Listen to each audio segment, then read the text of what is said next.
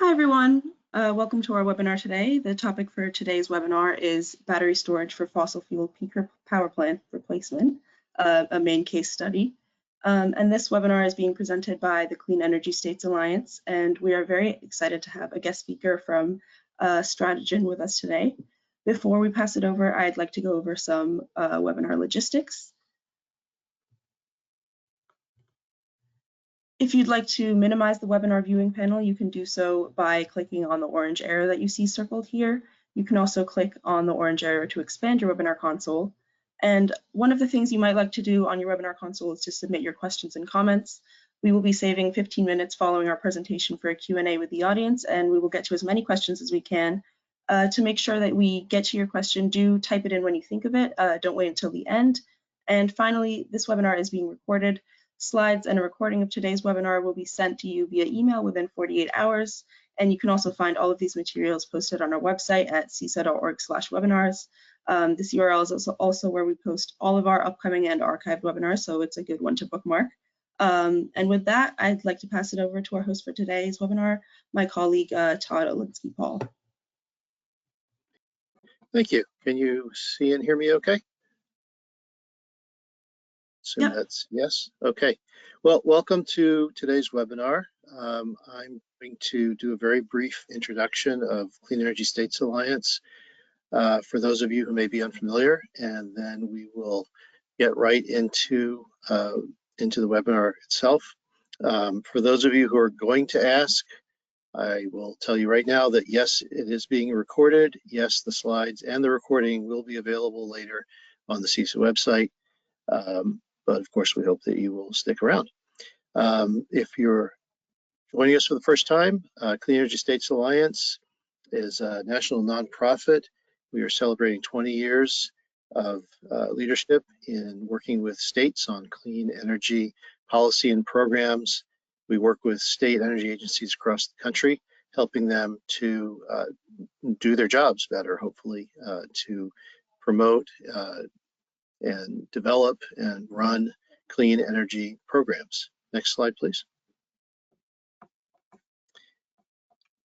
And this slide just gives you a sense of our members. Our members are, again, state energy agencies.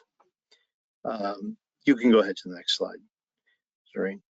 And we do lots of work with these state agencies in many different areas. I happen to focus on energy storage policy with states and also deployment. So this webinar is one of many that we have done over the past more than a decade now on energy storage. We have an energy storage policy for states program. We have an energy storage working group that our state members can participate in. And we work with the national labs and with DOE and with, again, states, as well as utilities and municipalities on energy storage. Next slide, please. So this particular webinar is going to introduce a report that we have come out with just this month, battery storage for fossil fuel peaker plant replacement, a Maine case study. And I want to give a little bit of background information here. First off, I just want to say that although it does take Maine as a case study, this report really shows for all of the 6 New England states at least, and probably for other regions as well, that that battery storage can compete cost effectively with gas peakers and can be a best least cost solution for retiring old fossil fuel peaker plants. And so I'm going to get more into that. If you could just go ahead onto the next slide. Again, well, I'll introduce him again later, but Eliasid from Strategen will be giving the meat of the presentation today, and I'm Todd Olinsky-Paul. Go ahead to the next slide, please. Some context for this work. Next slide, please. When we talk about fossil fuel peaker plants, I want to give a little bit of background here. These are plants that are located around the country, as you can see on this map. Some of them run on natural gas, some run on oil, some run on a few even run on coal. Some are dual fuel, so they may be burning natural gas or they may be burning oil on what's cheaper. Typically they run fairly infrequently. There was a study from Massachusetts that showed that in New England, peakers are running on average about 5% of the hours of the year. So they're only running when there are spikes in demand during those peak demand hours. But even though they run infrequently, they're very costly. This is typically the most expensive electricity on the system, and they're highly polluting. They are designed to ramp up and down quickly. They are often not as tightly regulated as larger plants because they tend to be small. They may be the size threshold for some regulations, and so there's a lot of pollution, nitrogen oxides, sulfur oxides, and fine particulates, and these pollutants cause human health impacts and environmental impacts in the regions right around where the plants are located. Of course, they're also producing carbon dioxide, which contributes to global warming. This is exacerbated by the fact that these plants are often sited in populated areas and disproportionately in poorer and underserved communities. And I don't know if you can read this, hopefully it's big enough, but this map is one of several interactive maps available at the Clean Energy Group Phase Out Peakers project page, which is our sister organization, link there. And you can go after the webinar and check this out. This map is showing the percentile of fossil fuel peaker plants that are located in low-income communities. And then you can also sort by other things, demographics and so forth. So I encourage you to take a look at that if you're interested. But this obviously brings up equity concerns about environmental equity. Next slide, please. Now, it turns out that energy storage, specifically lithium-ion batteries, are a very good alternate, cleaner technology to substitute for these fossil fuel peaker plants, because they, batteries that is, can also ramp up and down very quickly. In fact, they're more accurate and faster than the gas plants that they can replace. They can also run more often because they can stack various applications. So they can provide peaking services, but for example, maybe they're also providing frequency regulation, or they're also providing resilience services, or they're also providing black star capability, or numerous other things that they can do, ancillary services.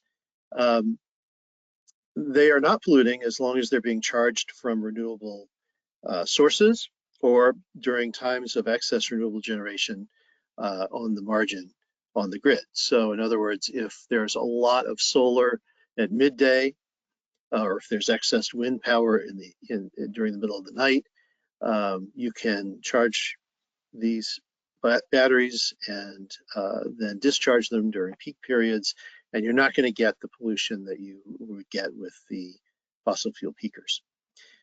You can also site them almost anywhere because they don't require a gas pipeline or a big coal stockpile or something like that. And again, depending on how you conduct the cost-benefit test, they can be cost competitive. They can outcompete new gas peakers. And that's really what we're going to focus on today. And that's what Eliasid is going to, this little graph here is actually pretty old. This came out in December of 2017 from, which is now Wood Mackenzie. And the article was titled, "Have we reached peak peaker? I can't see why we should build a gas peaker after 2025. And at the time, as you could see back in 2018,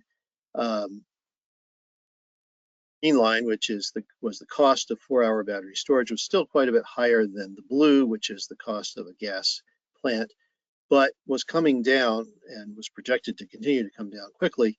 And so here we are in 2024, and we're at the point on this graph where, sort of right in the middle, where there are going to be a lot of times when batteries will be cheaper than gas plants, and there will be sometimes when batteries may be more expensive than gas plants, and it's going to depend on a lot of variables. It's going to depend on capacity market, revenues that you can get. It's going to depend on, the costs of things like pipelines and fuel. And of course, it's going to depend on the cost of energy storage continuing to come down. And importantly, for this analysis, it depends on what you include when you do these cost-benefit analyses, these comparisons. If you don't include the cost of emissions, of pollution from the gas plants, then the gas plants still look pretty good. But they've been externalizing these costs for forever, and we can't let that continue. So if you internalize those costs, in other words, if you consider the social and environmental costs and the human health impacts costs of air emissions from gas peakers, then at least in this analysis for New England and for Maine in particular, batteries come out looking cheaper. Next slide, please. And this is what Eliasid is going to explain in a lot more detail. Now, there's just a couple more things I wanted to say before I pass it over to him. One is that peaker plant replacement is a community issue. And Clean Energy Group, our sister organization, works with community-based organizations in cities like New York, Philadelphia, Boston, et cetera, to support local peaker plant replacement initiatives. And there are reports on this. You can, again, find these on the website. Here's a link. Next slide, please. The other thing I wanted to say, give you was a few examples. This isn't just a pie in the sky, what if situation. This is actually happening. So we have Los Angeles, for example. Southern California Edison is using 195 megawatts of 4-hour batteries to replace a 262 megawatt gas power plant. In East Bay, you have placement of an Oakland fossil fuel peaker with 20 megawatts of 4-hour batteries and distributed behind the meter residential solar and storage. So this is happening, and it's happening in various places around the country. Next slide, please.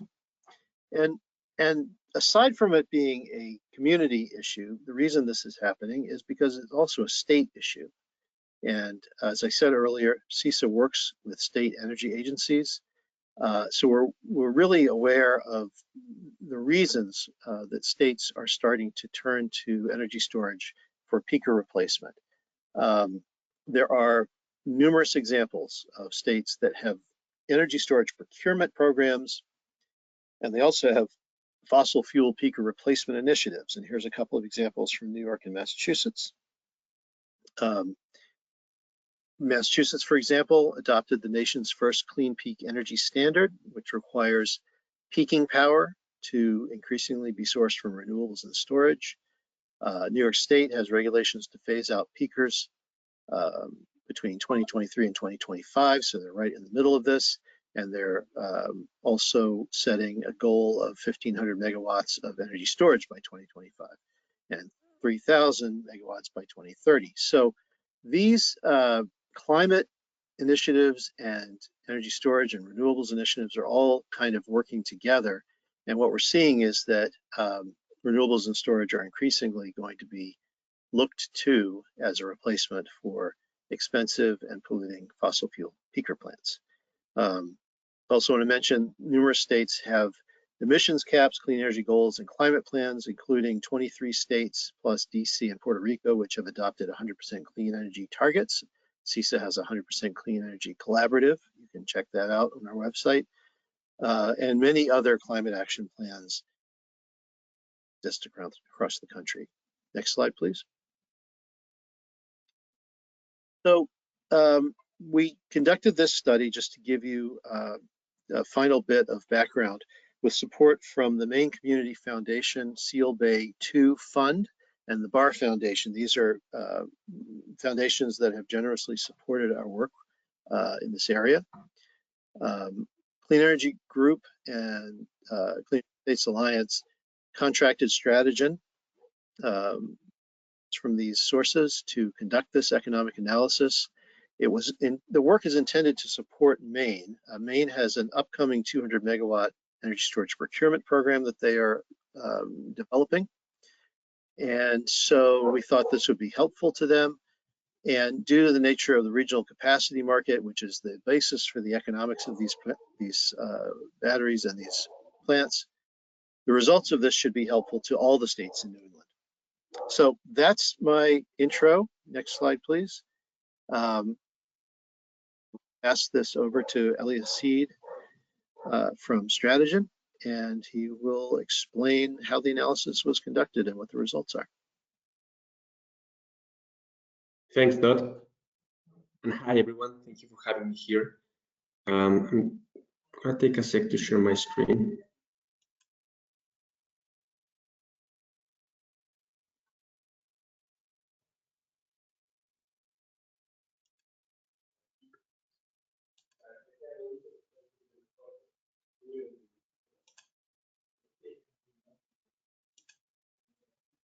Okay.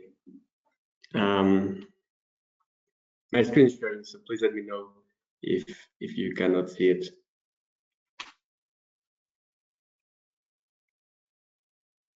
Looks fine. Go right ahead. Okay, thank you. Okay, so I'm going to focus on the methodology and the key findings of this analysis. As Todd explained, the context, the bigger issue as an environmental, as an equity issue is, close to our hearts in Strategen, as we are on a mission to decarbonize energy systems.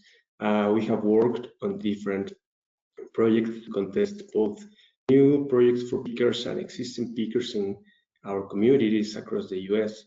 And, I'm happy to report that we are successful at replacing some of these peaker assets with new, more effective and efficient technologies, including battery storage.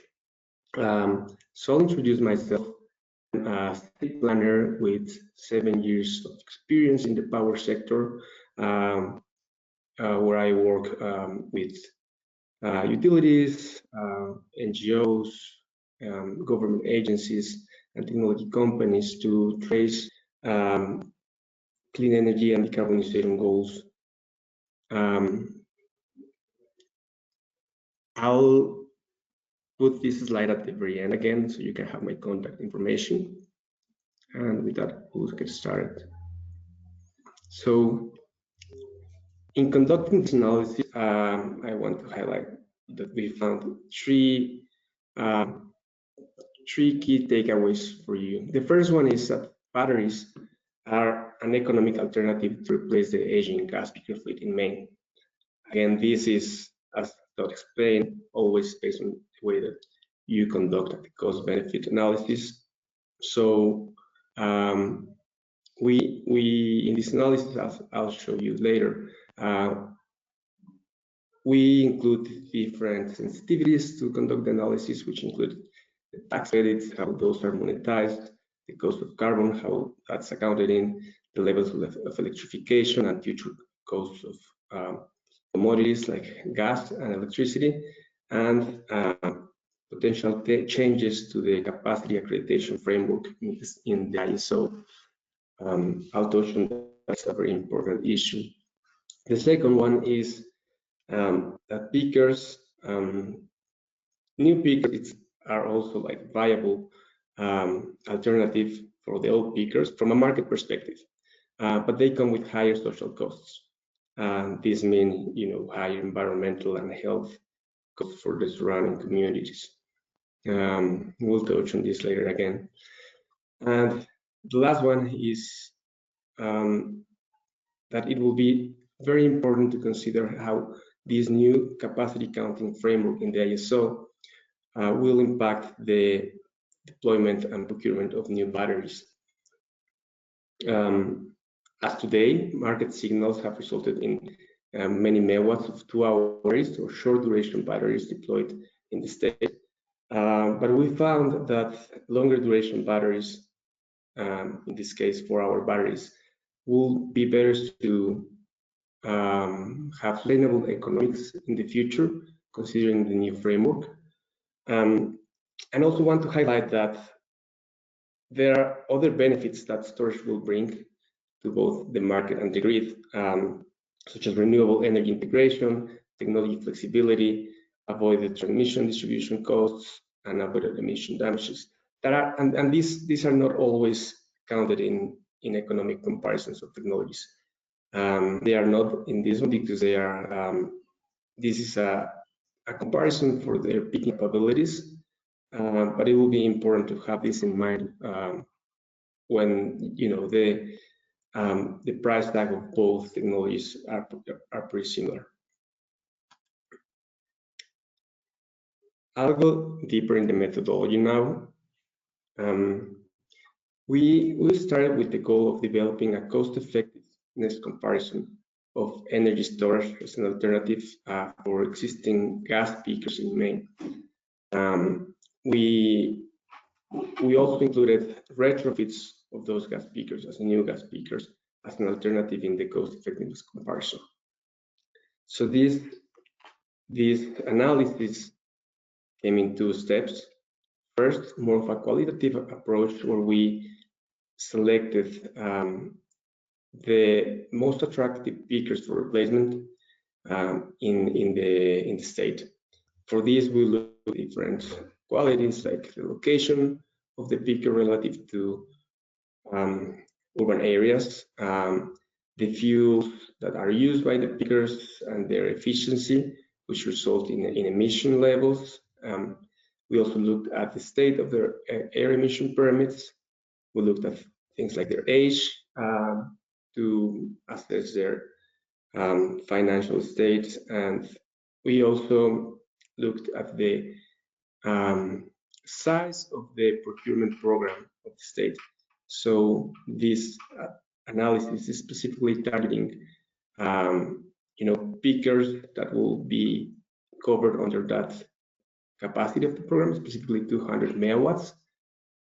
But I want to highlight that the results of this analysis are usually applicable to other peakers. So more could be replaced with storage.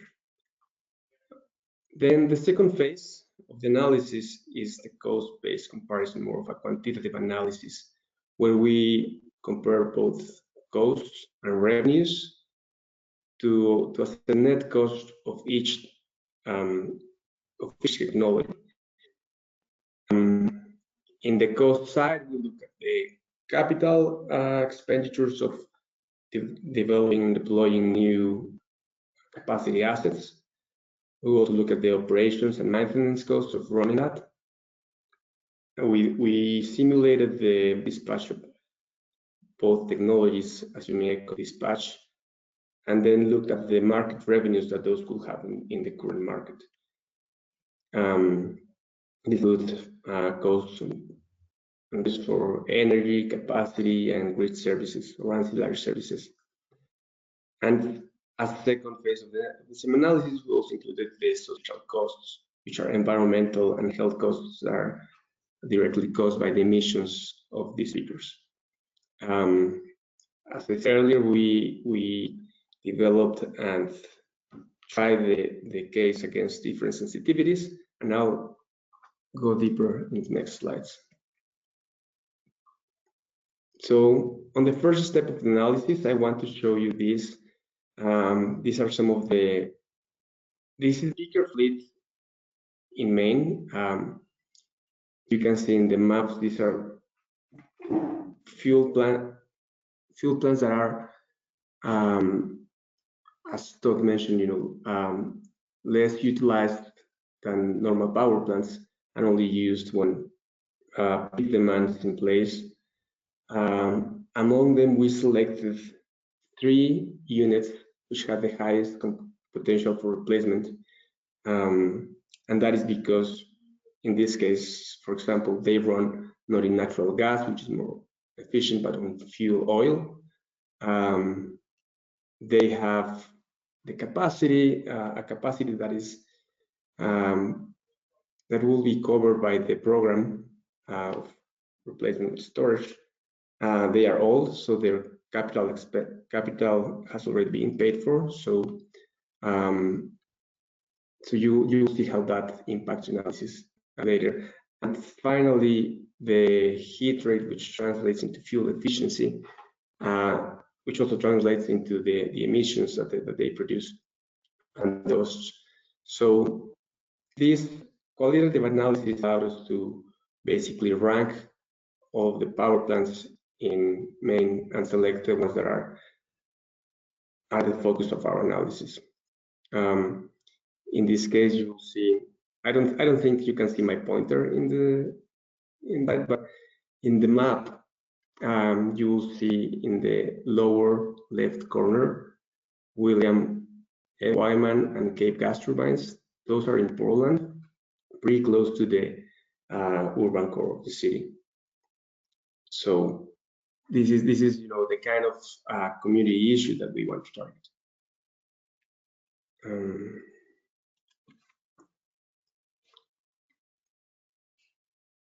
So again, the quantitative analysis was performed in an in-house model that we used to assign annual cost and revenues by unit of peaking capacity to each of these technologies. Then the economic dispatch modules, which are based on historical prices, basically hourly prices for different markets that simulate the actual dispatch of batteries and peakers in the market. I have to say that a limitation of this analysis is that we do not perform an hour-by-hour energy price forecast. And the reason why this is important is because we expect to see higher volatility in the market, in the energy market, specifically in the shorter term, mid-term, as new renewables come online, and this will result in better economics for energy storage as it profits from energy arbitrage. Now, the sensitivities that we used in the analysis are the following ones. We allow for different replacement years. As we do the replacement in later years, yeah, you get to buy batteries and energy storage technologies for cheaper as the costs are declining dramatically, but more emissions are emitted before the replacement. Another important sensitivity is the capacity accreditation framework, and this is qualifying capacity versus effect load carrying capability, or ELCC. We model both alternatives, and I'll show you the effect of this, but basically what this means is a qualifying capacity is a constant counting of capacity, meaning that, for example, a battery will have the same capacity value across its life, which spans for about 15 years. But in an effective load carrying capability, this value will be decreasing over time as more battery or energy storage assets come online. And the trend is that lower duration energy storage will see a diminishment on capacity value, therefore the capacity revenues in the short term. But longer duration storage will maintain that value for longer. So I'll show you the effect of this in graphs in the following slides. Other important sensitivities are the cost of carbon, how we account for this. This is a policy issue. Another one is the ITC monetization, how the state is able to capture the benefits of the federal incentives. Of course, battery duration links to the capacity accreditation framework as explained, and future scenarios of fuel costs and the costs, and lastly, different electrification levels that in turn also affect the ELCC framework. At higher electrification levels, batteries tend to maintain high capacity values. All of these inputs are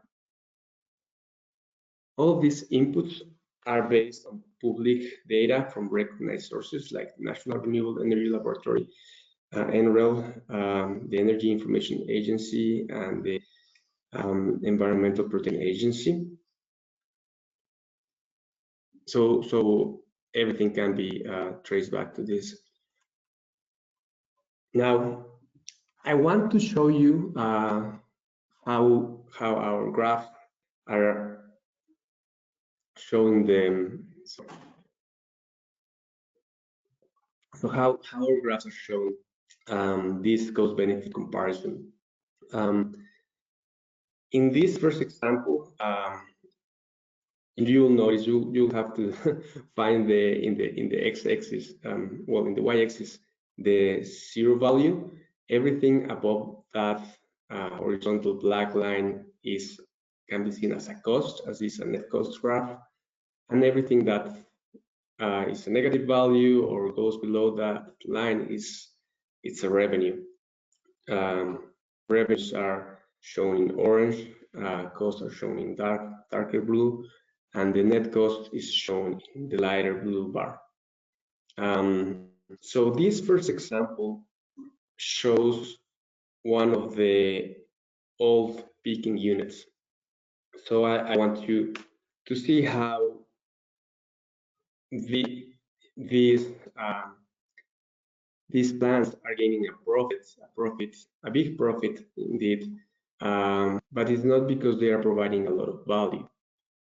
It's mainly because they have fully depreciated capital expenditures, so they don't have that cost already, as they already went through their operational lifetimes. So in average, in the US, a peaker has a lifetime of 30 years, but the ones that we're looking at are already over the 50 years. And the need to replace them is not only because of the environmental burdens that they bring, but also because of reliability. We are basically relying on old and cheap assets for our energy consumption. So in the thin bars, you can see the blue ones, and the orange showing how these plants have even higher operational and maintenance costs than energy revenues, and that means that their operations it comes at a cost every day. But since we have a capacity market in place in the ISO, in the territory, they get a big capacity back just for being there. Most of the times idle because they are so inefficient to run, but they are run really rarely. So I'll go to the next slide so you can compare this to what a new peaker looks like. So this is a new peaker. You see it has a capital cost that gets analyzed. It has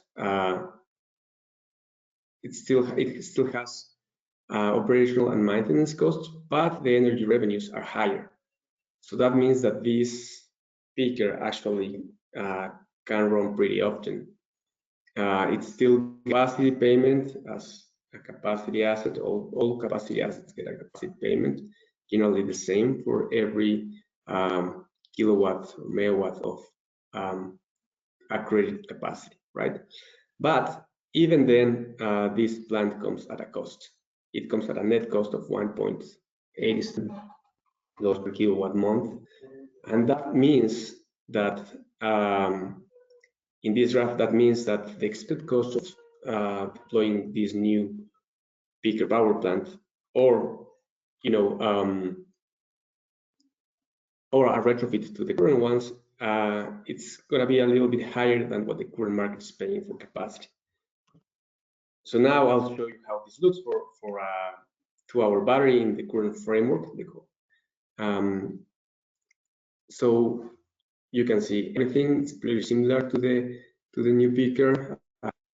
It has higher revenues than operational and maintenance costs, and with the capacity payment, it even gets a profit. So that's why we're seeing a lot of new 2-hour batteries coming to the market. Now, when you compare that to a 4-hour battery in the current framework, you'll notice that the 4-hour battery actually comes at a cost, doesn't get a profit in here. So it again will increase the cost of capacity. However, that's in the current market, right? What happens when you shift to a new capacity accreditation framework is quite the opposite. You'll see that you need more 2-hour batteries to get the same capacity accreditation, basically to fulfill the same needs. So higher capital cost, and even though you still get some revenues from the markets, it now comes at a net cost. In the 4-hour battery case, that's kind of the same case, but since you are getting lower capital costs per kilowatt, you get it at a lower net cost. Now you can see this. If we come back, you'll notice that the natural gas peaker. Well, actually, let me bring you right here. So if you look at this new natural gas peaker again, you'll notice that it's cheaper than the 4-hour battery in the market. But again, these are only market costs, right? It's only the price that the market for energy is willing to pay. What we did was adding the social costs. These are the social cost of carbon and the health costs to the equation, and then we start seeing how this natural gas peaker is more expensive than the 4-hour battery. And even though that both come at a net cost, meaning that they will likely increase the cost of the capacity in the market, 4-hour batteries are cheaper and in environmentally and socially better.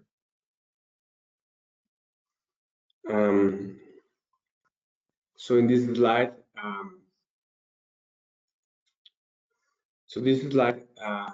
basically states what we are considering as these costs, social costs for the peakers, and I want to highlight that in Maine for this replacement exercise alone, we have estimated that $7 million annually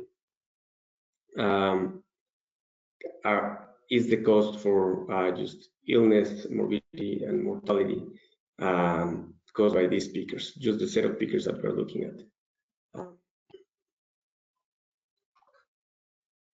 As I conclude, and sorry for going over time, this table shows the net cost of the different technologies that we compare under the 2D capacity accreditation frameworks. Again, the ELCC one is something that we expect to see in the near term, and the qualifying capacity QC is the one that we have right now. You'll notice how the energy storage technologies for 4 hours are the best option for replacement of the existing peakers. And that will be all. Thank you. Here's my contact information in case to reach out for further questions. Okay, thank you very much. So we have a bunch of questions. Folks have further questions, feel free to go ahead and enter those in the question console. We're going to get to as many as we can. We've got about 20 minutes. remaining, so we should be able to get to a good number. Can you put the slides back up? Just because there's some of these questions that are referring to specific slides. If you could just, thank you. So, okay, some basic questions here. You have VOM cost in some of the charts there. What's VOM cost, and does it include electricity bought? Yeah. Those are variable operational and maintenance costs, and for the here for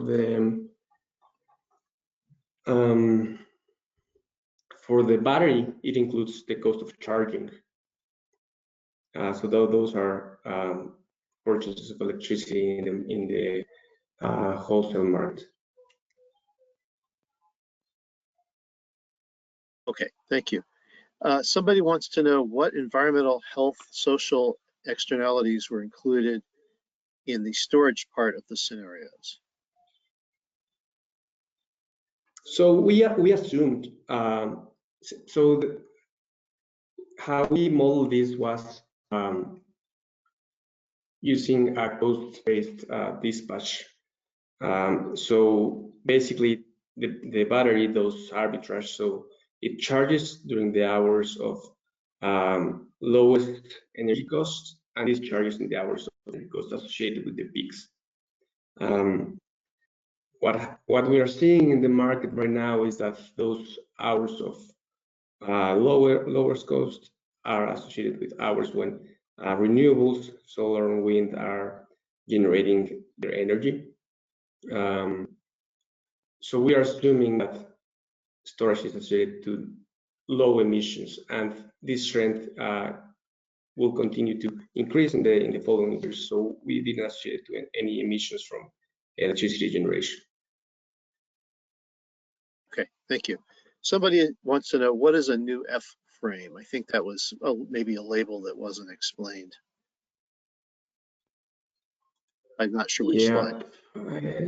But F frame is basically a type of gas peaker that is used in the analysis.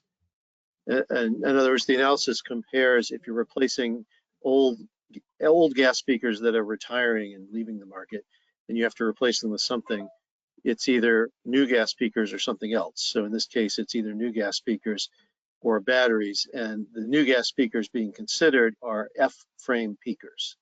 So I don't know if you can provide any more information about those, but that's about the extent of my understanding.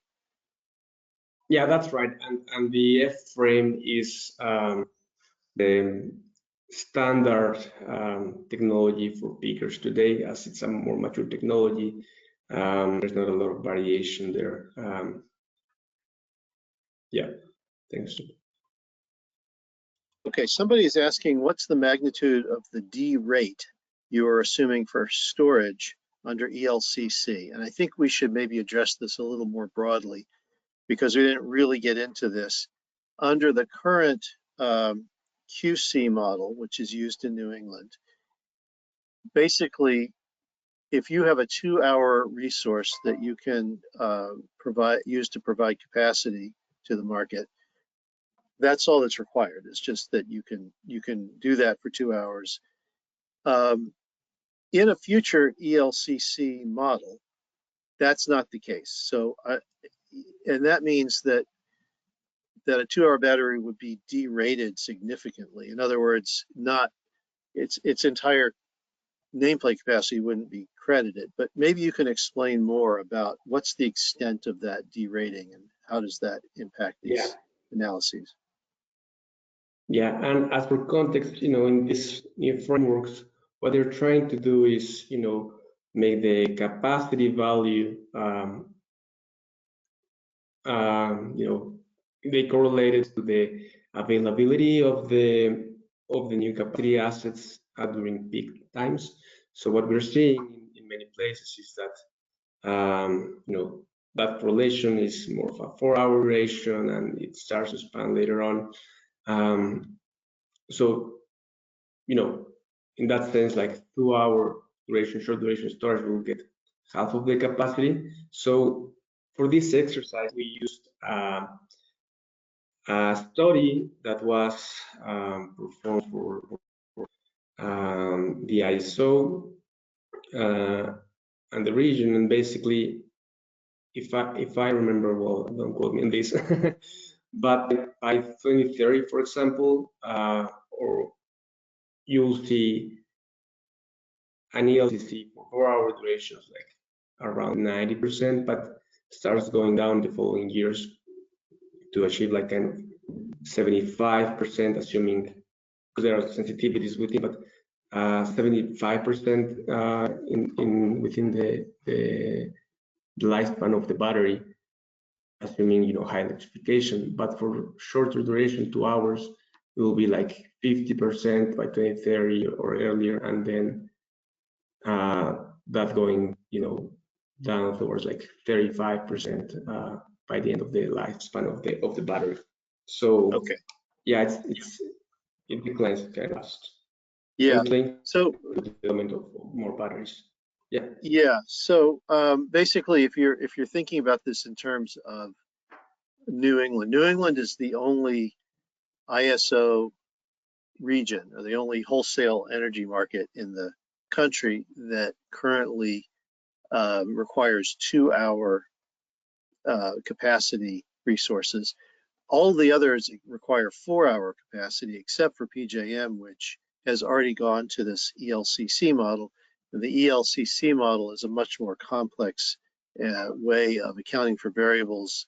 And so under ELCC, the more storage you put on the system, the less value is going to get each new unit of storage has. And that's especially true if it's short duration. So the longer duration resources really hold their value a lot better. That's kind of the takeaway here, right?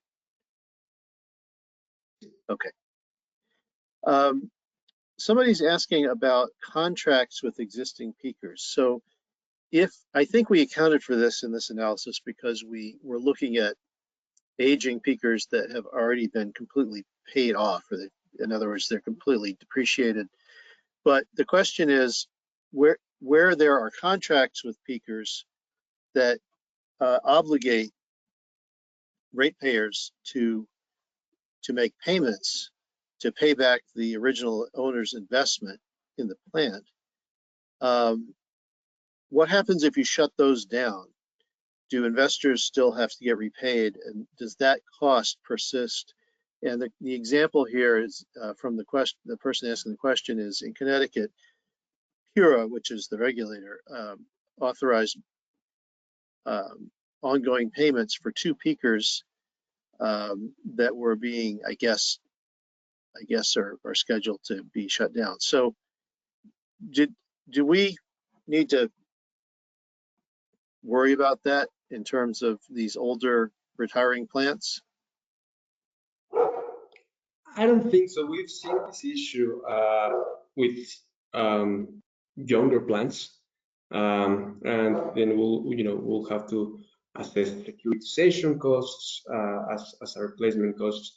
But I don't think this is the case. As I mentioned, I think the specific plants we are looking at are in the range of the 45 to 54 years old.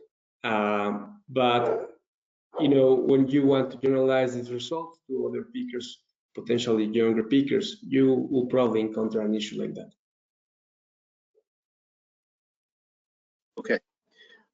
Somebody has asked about the lifespan of the resources. So we're assuming, I think, a 30-year lifespan for new gas peakers and a 15-year lifespan for batteries, but we're including in the analysis the cost of replacing those batteries, correct?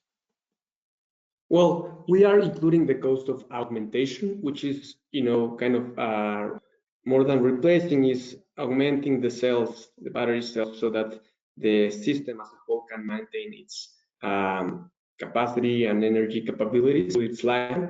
So that's the cost we are adding.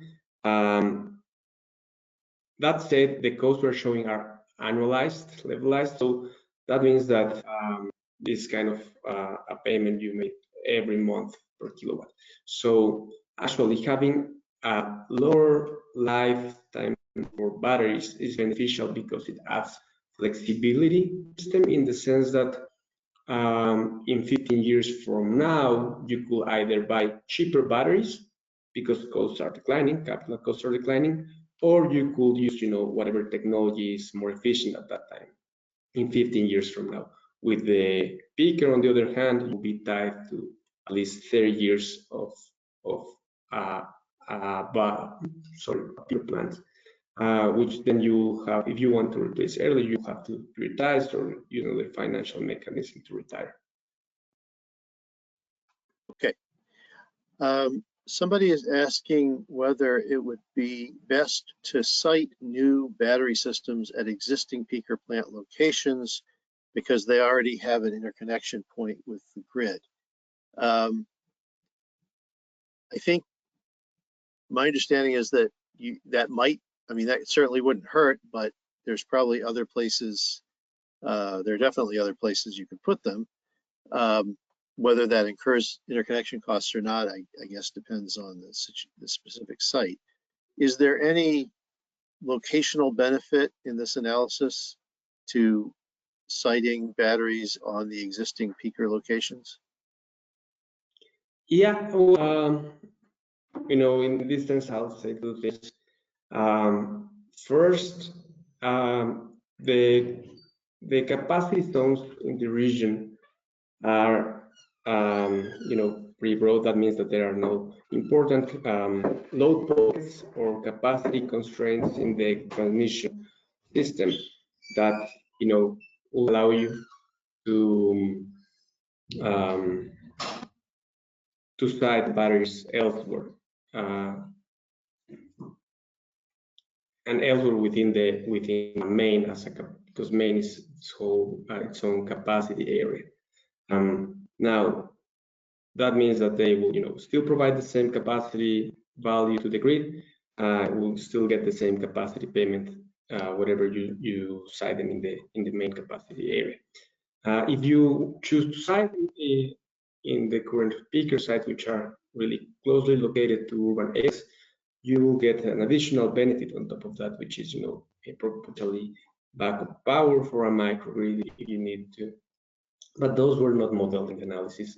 But it's a very interesting value stream that batteries provide.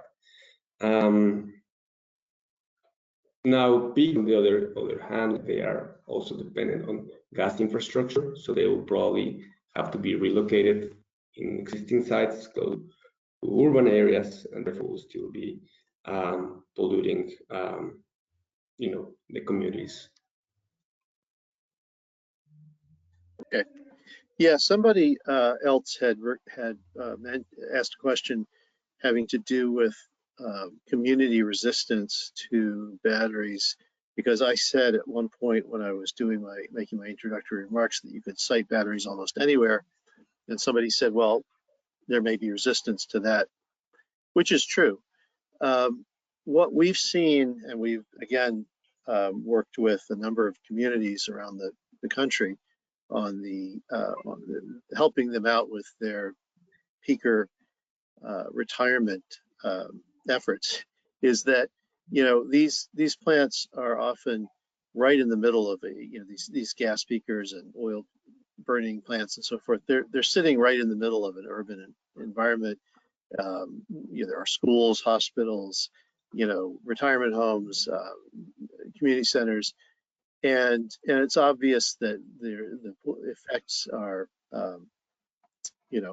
people are getting asthma and so forth. So I tend to think that yes, sure, there may be communities that are hesitant to have a large battery installation in a certain location, but what we're seeing is that there's a lot of communities that would really like to get rid of these peakers, these fossil fuel peakers. and that, you know, a cleaner trade-off seems like maybe something that's desirable. Now, that doesn't mean, again, that you have to put it on the same spot, and you know, you don't necessarily. In fact, there are increasing states experimenting with, and utilities experimenting with, distributed battery storage for essentially capacity services, where you get an aggregated, say 1,000 or 2,000 behind the meter batteries that you can aggregate and dispatch in concert, and you can actually, I believe, one of the big solar companies actually bid into the New England capacity market successfully a few years back, using an aggregated set of distributed resources, batteries and solar and so forth. So I think it was Sunrun. So yes, you can do that as well. Is there any additional value to battery storage systems rated for longer than 4 hours? Yeah, on this one, you know, the same logic applies for longer duration. You know, longer the duration, they are able to maintain the capacity value for longer. You know, there's a limit to that, on which, for example, let's say 8-hour batteries will, you know, get 100%. So, you know, 9 hours, 10 hours will still get 100%. So there's probably not much of a benefit.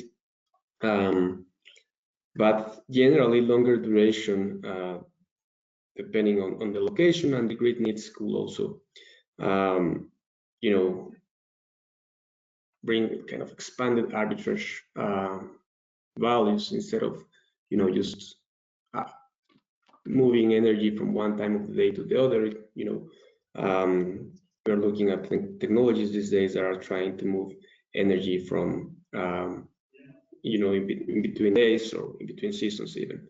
But those goals were not assessed in this exactly. There are different levels of longer duration. So, you know, this is generally playable to maybe up to 8-hour durations. But,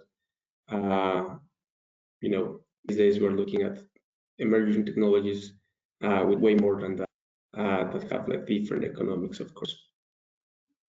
Yeah, thank you. So I should just emphasize that this analysis is specifically looking at lithium-ion battery systems, correct? And that means that there is a limit. You're not going to have, you know, 3-day lithium-ion battery systems anytime soon, I believe, because of the cost limitations and other things. So, you know, we've got 4-hour batteries. We've seen 6-hour batteries. We're getting into 6 to 8-hour batteries. When you get into really longer, much longer duration applications, which we will need to develop, these are probably going to be something other than lithium ion. There's probably going to be other battery technologies or storage technologies. And that doesn't mean that we don't need lithium ion batteries, or that we don't still have short-term capacity types of applications. We do.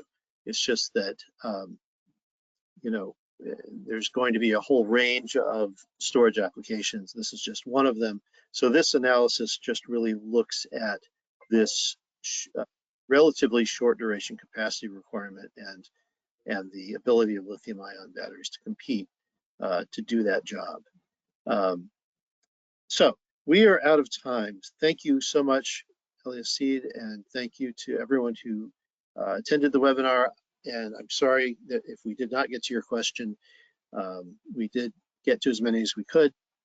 The recording and slides will be available on our website, and I will pass this back over to Zareen to wrap up and tell us if there are upcoming webinars that folks might be interested in.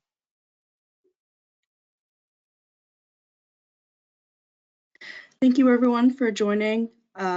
Yes, we do have a few upcoming webinars.